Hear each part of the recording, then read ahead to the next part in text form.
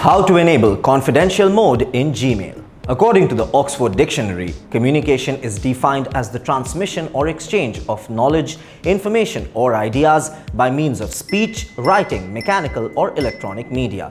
Communication is indeed an integral part of our life. While there are various ways through which we can communicate electronically, communication via emails is quite prominent. There are many service providers like Yahoo, Rediffmail, Hotmail, Gmail, etc.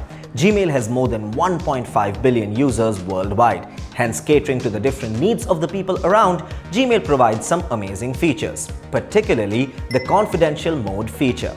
While exchanging mails for personal or sometimes official usage, some data is highly confidential. At that time, we need privacy. The confidential mode helps in achieving this. Although quite an important feature, enabling it in Gmail is not known to many. Here's how you can enable the confidential mode in Gmail. Once you open the Gmail app, click on the Compose option. This option is on the bottom right corner. A new message window will be displayed. The next step would be to fill in the subject line. Then type the mail ID of the concerned person and write the mail you want to send confidentially. Step 3 would be to click on the 3 dots visible on the top right corner of the window. Once you finish writing the text, click on them. A menu would appear. Once the menu gets displayed, tap on the confidential mode in the menu. The next step would be making sure that the confidential mode is toggled at the top. Then you can choose the expiration date option. The expiration date is the section which allows you to choose the amount of days you can allow the concerned person to check the mail. After the expiration date, the confidential mail gets deleted from the concerned person's account. You can choose as much as 1 week to 5 years from the options.